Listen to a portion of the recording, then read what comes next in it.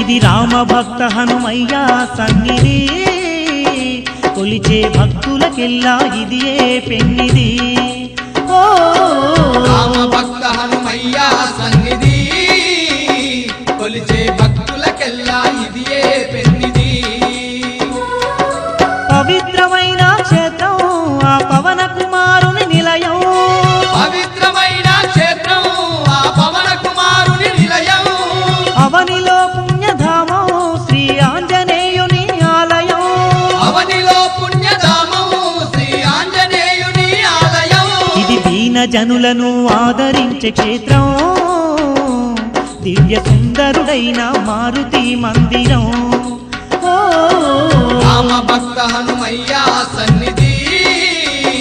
కొలిచే భక్తులకెల్లా ఇదియే పెన్నిది